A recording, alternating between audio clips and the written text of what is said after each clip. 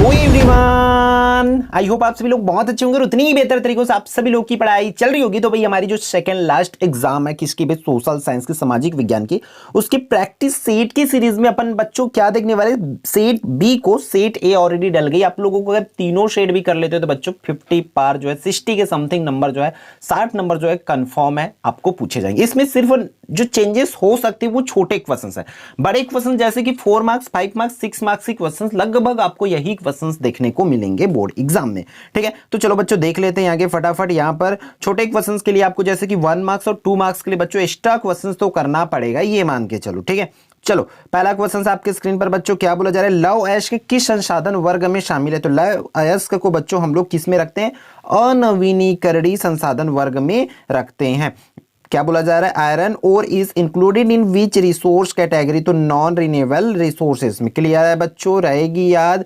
Question number 2 आपकी screen पर है, साख का संबंध है, साख का संबंध किससे भाई, विश्वास से। किससे है बच्चों, विश्वास से। ठीक है, क्या बोला जा रहा है, नेक्स्ट वन इंग्लिश पे देख लेते हैं, credit is related to trust. ठीक है, credit is related to trust. Clear है। Next one third one, Gujarat का आनंद विश्वविद्यालय प्रसिद्ध है। तो गुजरात का आनंद विश्वविद्यालय प्रसिद्ध है डेयरी उद्योग के लिए। ठीक है, गुजरात आनंद वर्ल्ड फेमस फॉर, ठीक है, किसके लिए फेमस है, डेयरी इंडस्ट्री के लिए। अंडरस्टैंड। फोर्थ वन पे मूव ऑन करते हैं, विद्यालय में बच्चों को दिया क्या जाता है बच्चों, मध्याह्न भोजन। बाय इसकी करेक्ट आंसर हो जाएगी, children are given in schools mid day meal, ये आप लोगों का हो जाएगा।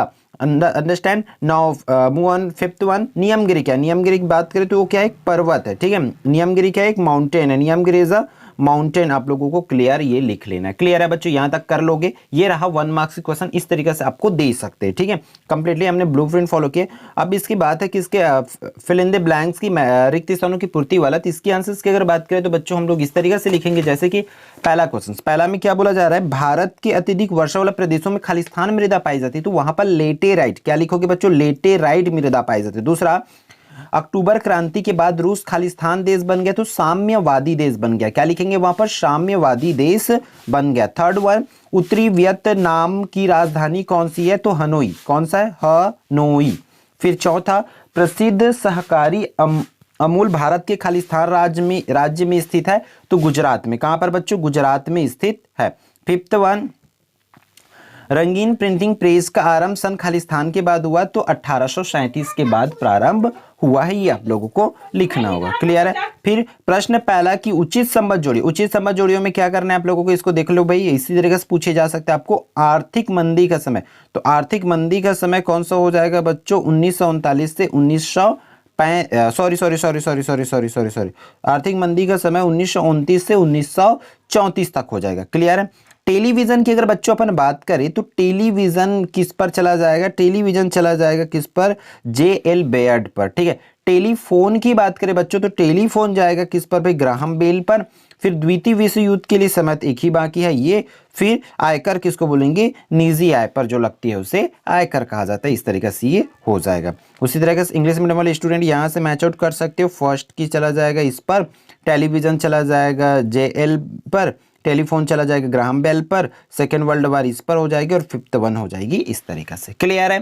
तो ये इस तरीके से आप लोगों को बच्चों इसको मैच कर लेना है। फिर अपन मूव ऑन करते क्वेश्चन नंबर 2, जो कि 2 से लेकर 6 तक की 2 मार्क्स वाला है। क्या बोला जा रहा है, विकास को मापने के 2 प्रमुख संकेतकों के नाम लिखना है। Write name of 2 main indicators to measure development. ठीक है, नीरा बोया गया क्षेत्र से क्या ऐसा है आपको करना है, what is mean by the area sown with नीरा। ठीक है, इसको आप लोगों को करना है। फिर फोर्थ वन, महिलाओं के प्रति फांसीवाद का क्या विचारधारा था, इसको लिखना है, what was the ideology of fascism toward women.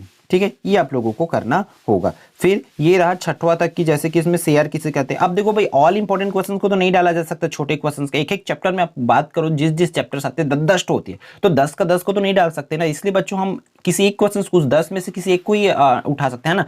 इसलिए निचोड़ में जो जिस पार्ट से 10 क्वेश्चन मैं सेलेक्ट किया उसको कर लो, डेफिनेटली फिर आपका 75 आउट ऑफ 75 कहीं नहीं गया। फिर 7 से लेकर जो 10 तक की बच्चों 3 मार्क्स में आती है, आप लोगों को पता होना चाहिए कि हिंदू कोड बिल स्त्री पुरुष समानता के कौन कौन से अवसर देता है, ये आप लोगों को करना है। फिर खाद्य सुरक्षा के प्रमुख आयाम कौन कौन सा है, मॉल अथवा शॉपिंग मॉल क्या है, व्हाट इज अ मॉल और शॉपिंग मॉल, ये करना है। ग्रामीण आदिवासी कोई 3 समस्याएं लिखना है या प्रभावित करने वाले कारक को लिख सकते हो भाई इस पर। Right any 3 problems of rural settlement, ये आप लोगों को करना होगा। फिर बच्चों हम बात कर लेते हैं 11 से, तो 11 से अगर मैं बात करूं बच्चों तो आप लोगों का कितने नंबर वाली होती है, 11 से जो आप लोगों का 4 अंक वाला होती है ना, 11 से लेकर के 14 तक का, इसमें अथवा में होते हैं ना, तो ये मोस्ट इंपॉर्टेंट है भाई। यहाँ से तो आप मान के चलो भूमि के निम्नीकरण के क्या मानवीय कारक है उसको करना, what are the human factors responsibility for land degradation, ठीक है, डेग्रेडेशन के लिए क्या क्या जो मूवमेंट एक्टिविटीज है वो रिस्पॉन्सिबल है, वो आप लोगों को यहाँ पर लिखना है। इसकी और में आप लोगों को बोला गया कि भूमि प्रबंधन के कोई 4 उपाय लिखना, right any 4 measure of land management, clear है, इस तरीके से आपको करना होगा। फिर 5th 1 की अगर बात करें तो प्रथम विश्व युद्ध के 4 कारण परिणाम है ना, इस तरीके से करना है भाई। ऑल क्वेश्चंस को तो मैं डाल नहीं सकता, इसलिए निचोड़ से कम 5 क्वेश्चंस आप लोग कर लो, टॉप 5 क्वेश्चंस को। फिर सैनिकों की दशा सुधारने के लिए क्या क्या कदम उठाए जा सकते थे, यहाँ पर महिलाओं की स्थिति पर भी वर्णन वाला क्वेश्चन पूछे जा सकते, इसलिए उसको भी कर लेना भाई, ठीक है। तो यहाँ पर आपको इसको 4 नंबर के हिसाब से कम 4 से 5 पॉइंट में लिखना होगा, ठीक है। हिटलर और मुसोलिनी में क्या क्या समानता थी, ये करना है। यदि जर्मनी जीत जाती तो विश्व में पड़ने वाले कोई 4 प्रभाव को लिखना है कि क्या क्या प्रभाव पड़ता है, उसको आपको बताना होता, ठीक है। फिर प्रश्न क्रमांक 14 की अगर मैं बात करूं बच्चों तो 14 में क्या दिया हुआ है, 14 में दिया हुआ है कि जनसंख्या विस्फोट समाज के लिए घातक है, कैसे उसको समझाना है।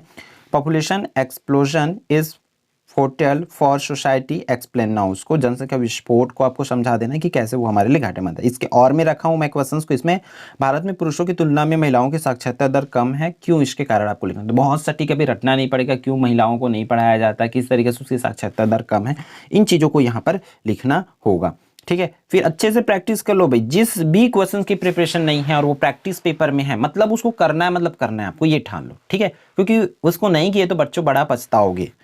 मुद्रा के कार्य लिखना है, मुद्रा के कार्य मैं दे दूं बैंक के, भारतीय रिजर्व बैंक के कार्य, इस तरीके से आपको करना पड़ेगा रिलेटेड क्वेश्चंस, ठीक है। ऋण की सुविधा एक और हमारी आय बढ़ाने में सहायता करती है, एक और हमें किसके कर्ज के जाल में फंसा देती है, इसको पूरे एक्सप्लेन करना है आप लोगों को 5 नंबर के लिए, ठीक है। दोनों मीडियम के बच्चे देख लेना भाई ध्यान से। प्रश्न क्रमांक 6वां वैश्वीकरण क्या है, विश्वीकरण लिखा गया बाय मिस्टेक, यहाँ पर वैश्वीकरण क्या है, भारत में वैश्वीकरण के प्रभाव को लिखना है। इसके अर्थों में भारतीय गांवों की प्रमुख विशेषताएं लिखना है, इस तरीके से। फिर 17 में देखो यहाँ पर चुनाव निर्वाचन आयोग के कार्य या उसकी प्रक्रिया, 2 अलग अलग क्वेश्चन है, हालांकि मैं एक ही में डाला हूँ, है ना। तो चुनाव निर्वाचन आयोग के कार्य और एक या तो प्रक्रिया, दोनों कर लेना भाई। प्रक्रिया में कार्य वही है, प्रक्रिया में उसको लाइन से जमाना पड़ता है, और कार्य में हम लोग आगे पीछे कहीं पर भी लिख सकते हैं, ये होती है, ठीक है। भारत प्रभुत्व संपन्न समाजवादी धर्मनिरपेक्ष लोकतांत्रिक गणराज्य है, इसको क्या करना है आपको, व्याख्या जो है बच्चों करना होगा, क्लियर है। फिर अपन देख लेते हैं लास्ट क्वेश्चंस पर। लास्ट क्वेश्चंस क्या दिया हुआ है आप लोगों का कि मतदाता किन कारणों से मतदान करने नहीं जाते हैं, लिखना है। For what reason do voters not go to vote, right, है ना, मतलब मतदाता की वोट डालने क्यों नहीं जाते, स्वाभाविक सी बात, एकदम रटना नहीं है बच्चों को, आप लोगों को एक बार भी पढ़ोगे कि वोट डालने क्यों नहीं जाते, है ना, तो आप लोग लिख लोगे, ठीक है। अपने आप पर विश्वास रखो, डेफिनेटली हो जाएगा। फिर मतदान व्यवहार को प्रभावित करने वाले कारक को विस्तृत सूची बनाइए, इस तरीके से। तो ये रहा आपका बच्चों क्लास 10 की बोर्ड एग्जाम के लिए सैंपल क्वेश्चन पेपर, जिससे आपकी जो तैयारी बहुत अच्छे से हो पाए, ठीक है। तो इस वीडियो में इतना, फिर मिलते हैं आने वाले इंपॉर्टेंट वीडियो में। जय जोहार, जय छत्तीसगढ़।